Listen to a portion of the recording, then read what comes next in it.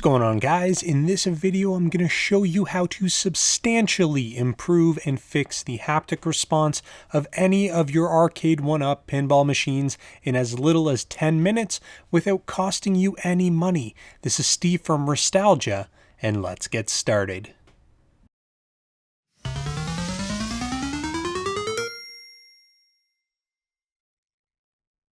Alright, welcome back to the channel. If this is your first time joining us, be sure to subscribe to the channel for more content. Now, like I said, I'm going to show you guys how to substantially improve the haptic response of any or all of your Arcade1UP pinball machines. But first, I'd like to give a shout out to BuyStuff Store in Canada for pointing me in the right direction for this mod. So thanks a lot, guys. Now, I recently did a review on the Star Wars Arcade1UP pinball machine, and I briefly talked about the haptics that come out of the box on these pinball units. And although the solenoids do sound really good, contrary to what's being advertised, you can barely, if at all, feel the haptics. Now, this is a pretty simple mod that really should only take about 10 to 15 minutes and will not cost you any money whatsoever. We are essentially going to flip and relocate two of the solenoids, and I'll explain why in a little bit. So the first step is going to be to kill the power to the machine. Remember, folks, safety first. Next, we need to remove the side rails and the lockdown bar. There are a total of 6 screws holding everything in place. Simply unscrew them and remove the pieces.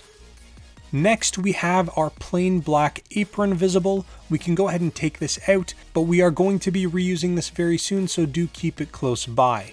And we can also go ahead and remove the Plexi LCD cover and set that aside. And finally, we can remove the inner monitor frame and set that aside as well. There are 4 additional screws that also need to be removed in order to get full access to under the playfield. Remove those, set those aside, and then lift the monitor up. Now we can go ahead and lock it in place to allow us to begin our work on the inside of the unit. Now you are going to see that there are 4 solenoid housings in this machine. And like I said before, they do sound really good, but there's a big flaw in that you can't really feel them. So we're going to go ahead and remove the 2 solenoids from the sides of the machine. We're going to carefully remove the connectors attached to each solenoid, and then we can remove the 2 screws holding each of the housings to the side of the machine.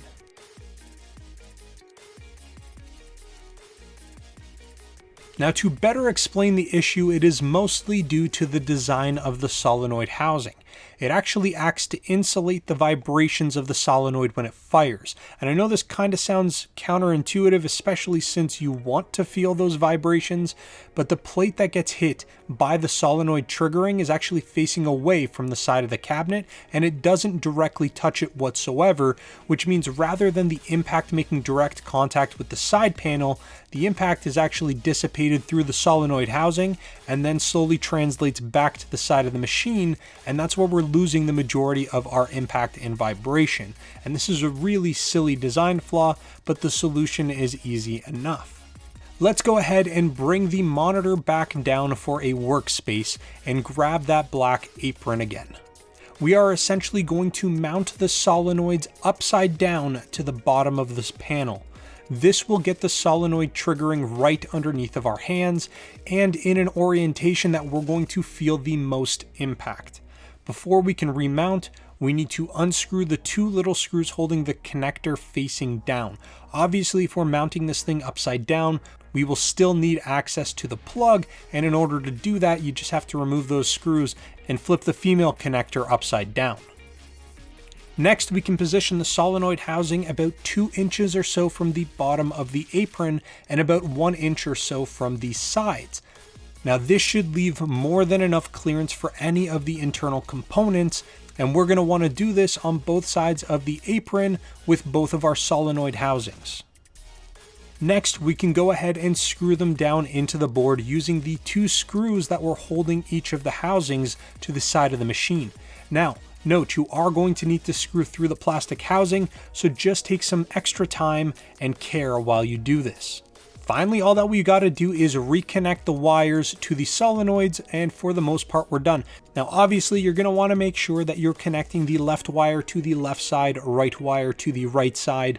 But after that, you are pretty well good to go to reassemble. Now, I went ahead and plugged the machine back in at this point, launched a game, and tested that the solenoids were still working and that I didn't damage any of the wires through the process. And I'd probably recommend that you do that too, just in case you need to go back and make any minor adjustments.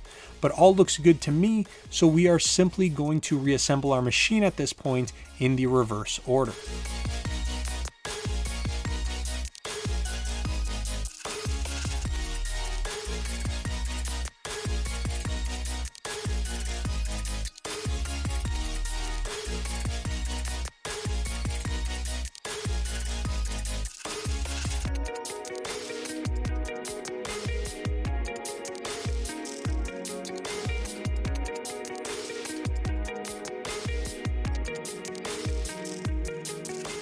And there you guys have it. This makes an absolutely massive difference in the haptic response, and there is simply no denying that you can feel it. It is not overpowering, but it has a very noticeable knock when the solenoid fires.